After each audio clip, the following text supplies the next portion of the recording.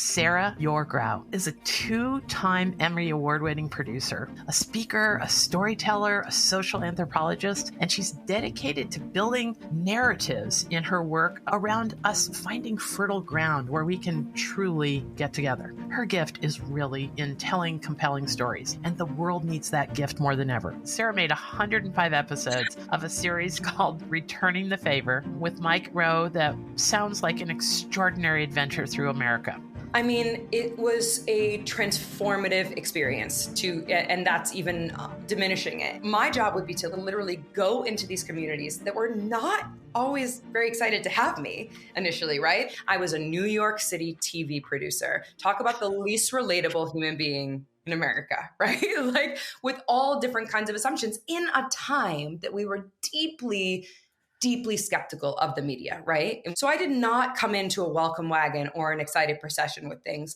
And what I did is I tapped into this part of myself that I realized we are so sorely needing. And, so much of us have discovered this is we don't even know how to listen and sit with each other in any way. And I hadn't had opportunities to do that. So I would literally get dropped into a main street. Say I was in, a beautiful little town in rural Tennessee. They have their own world. It's a world that has a lot of people who are just living there generationally after generation. And I would pop in and I would have to earn trust in these communities. And I would do that by first coming in and saying, let's share our assumptions about each other right off the bat. And people would sort of look at you skeptically, maybe nervously giggle. And I'd say, okay, here are my assumptions about this world. And I would rip off the most stereotypical, reductive, only the things that I could have ever just digested in the news, because that's the only experience I had about this community, right? From what I'd learned in the news, maybe read in a story. And I would ask them, is this what I just described?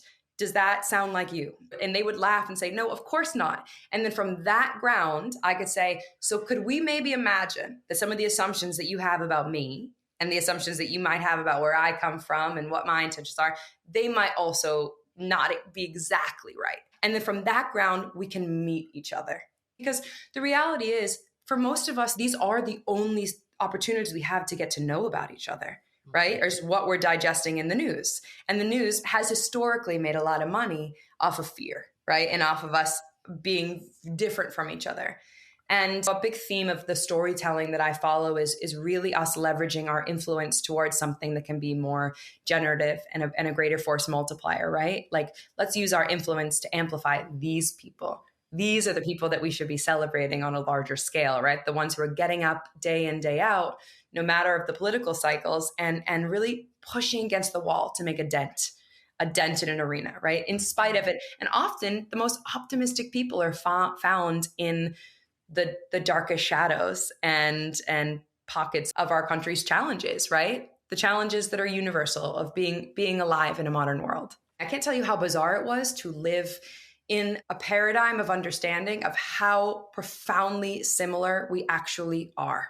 We are so similar, it's almost comedic in terms of what our values are and what we want for our families and what we want for each other and our senses of what civility looks like and means like. And we haven't been able to be in dialogue because we don't have enough pathways or bridges to even get to know each other.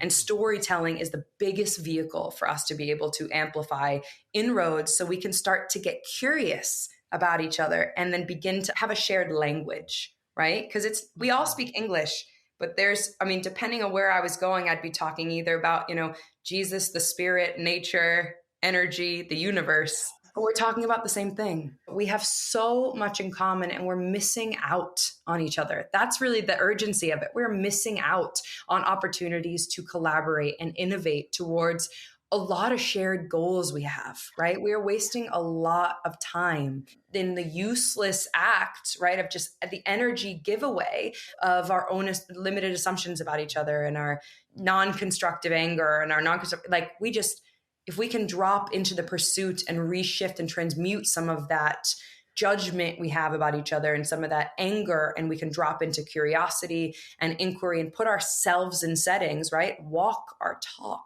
Right? The novelty of walking our talk in the most minor ways, putting yourself, visiting a space or a community that maybe you wouldn't have found yourself in, or been sitting in a dialogue circle. There's so many opportunities for this, but we are just missing out on each other by thinking incorrectly that we don't have this incredible commonality.